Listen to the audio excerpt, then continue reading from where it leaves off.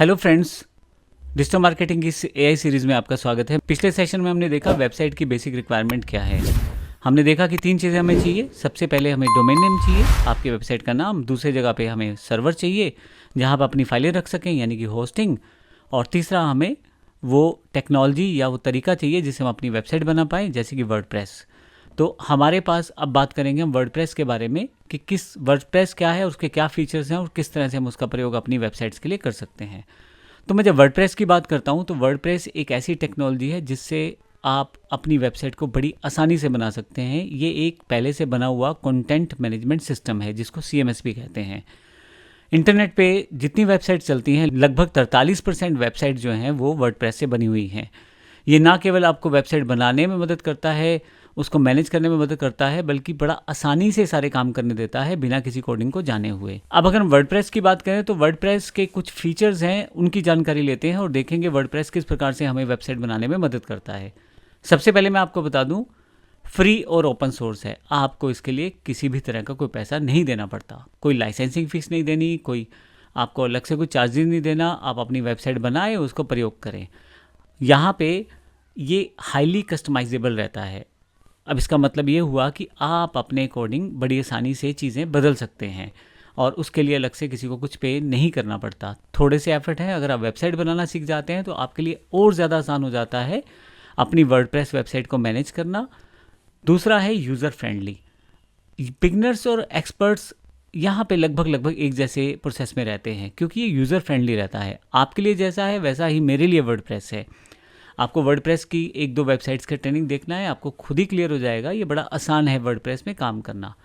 Highly customisable, जैसे मैंने पहले बताया, बहुत सारे थीम्स और प्लगइन्स अवेलेबल रहते हैं। अब थीम्स का मतलब आप ऐसे ले लें, टाइप्स ऑफ वेबसाइट्स। कोई थीम एजुकेशनल की है, कोई थीम ई-कॉमर्स की है, कोई थीम आपके प्रोफाइल की है, कोई थीम कोई थीम स्कूल की है, कोई थीम कंप्यूटर सेंटर की है। तो डिफरेंट तरह की थीम्स रहती हैं। लेकिन जब आप कोई थीम प्रयोग करते हैं तो वहाँ पे आपके पास प्लगइन से आप उनके फीचर्स को बढ़ा सकते हैं। जैसे मान लीजिए मैं कोई ऑनलाइन कोर्स बेचना चाहता हूँ तो उसके लिए एक थीम प्रयोग करूँगा, लेकिन उसमें सेल्स कैसे आएगी, इसके लिए मैं किस तरह का सिस्टम बनाऊँगा, उसके लिए मैं LMS प्लगइन्स यूज़ कर सकता हूँ। प्लगइन्स उस थीम के ऊपर और बेहतर तरीके से काम करता है और कुछ सॉफ्टवेयर या ऑनलाइन कोड की फैसिलिटी देता है जिससे आपका काम और आसान हो जाता है। प्लगइन बेसिकली छोटे छोटे पीसीज ऑफ कोड रहते हैं जो कि आपके कार्य को और आसान बनाते हैं। अब इसको ऐसे समझ लीजिए कि थीम एक सिंपल आपका बेसिक लेआउट है, लेकिन उसकी फंक्शनैलिटीज़ ऊपर डालने के लिए आप प्लगइन्स का प्रयोग कर सकते हैं। अगला जो फीचर है SEO फ्रेंडली।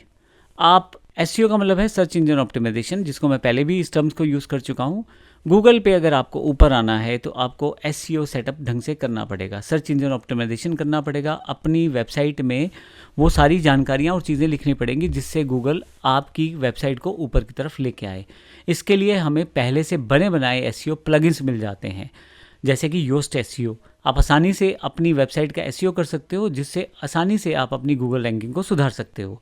तो बड़ा सीधा सा बात है कि अगर जितना रैंकिंग आपका अच्छा होगा गूगल में, उतने ज़्यादा लोग आएंगे, उतनी ज़्यादा सेल्स रहेंगी, उतने ज़्यादा आपको कस्टमर्स मिलेंगे। तो SEO का सबसे बड़ा बेनिफिट ये रहता है। वर्डप्रेस में SEO करना बड़ा आसान है क्योंकि आप प्लगइन्स इंस्टॉल करें और सिर्फ उसकी स्टेप्स को फॉलो करें। Responsive and mobile friendly.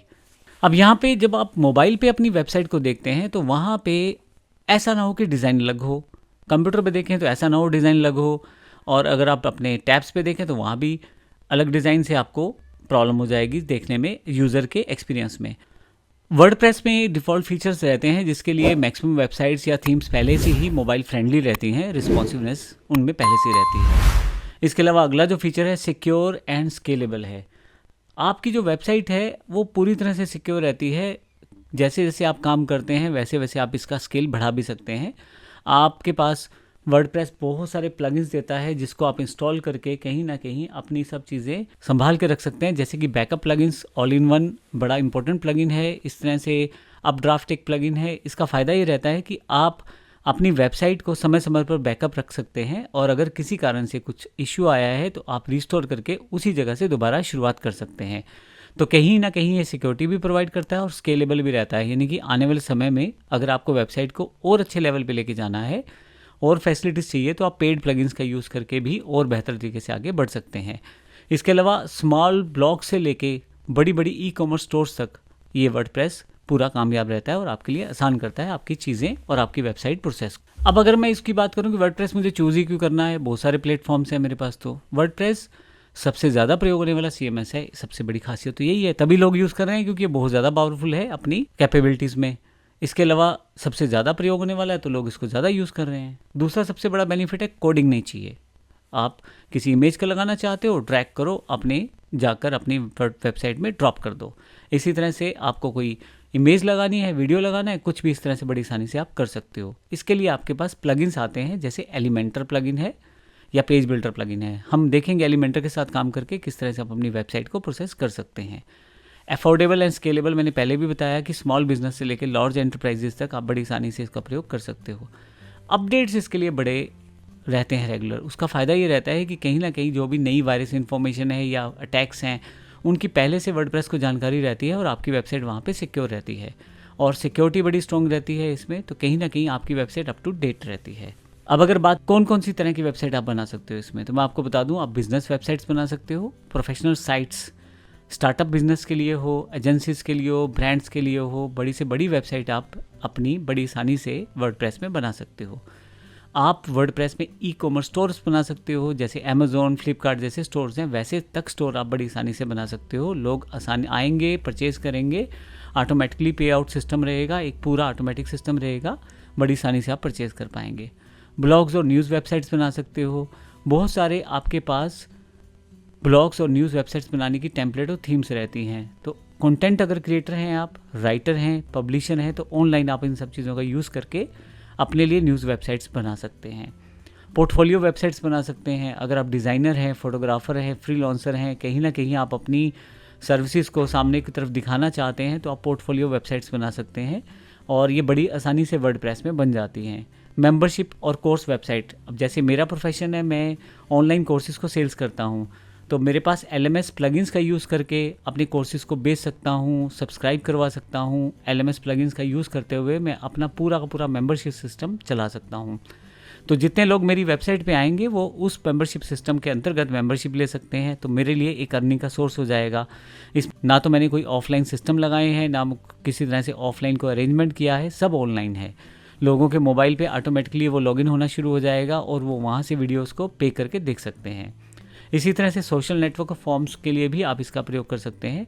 एक ऑनलाइन कम्युनिटी चाहते हैं आप, या ऑनलाइन एक कनेक्शन चाहते हैं लोगों से, कुछ क्वेश्चन आंसर आप पूछना चाहते हैं, कुछ रिप्लाई चाहते हैं, एक तरह का डिस्कशन फॉर्म चाहते हैं, तो ये सारी की सारी वेबसाइट आप बड़ी आसानी से वर्डप्रेस में बना सकते हैं। उसके लिए आपके पास पहले से बने बनाए प्लगइन्स रहते हैं, प्लगइन्स इंस्टॉल करें और आपका प्रोसेस ऑन हो जाता है। तो मेरे हिसाब से वर्डप्रेस में आप किसी भी तरह की साइट बना सकते हैं, आपके पास पूरी आज़ादी रहती है। तो हमें, जैसा मैंने अभी आपको बताया पिछले पूरे सेशंस में, आपको वेबसाइट बनाने के लिए 3 चीज़ें चाहिए। डोमेन, सबसे पहले नाम, होस्टिंग, फाइल्स रखने के लिए जगह, और तीसरा टेक्नोलॉजी जिसमें आप वेबसाइट बनाना चाहते हैं, यानी कि वर्डप्रेस। तो हम अगले सेशन में देखेंगे किस तरह से हम डोमेन परचेज कर सकते हैं, होस्टिंग परचेज कर सकते हैं और वर्डप्रेस को उसमें इंस्टॉल कर सकते हैं। धन्यवाद।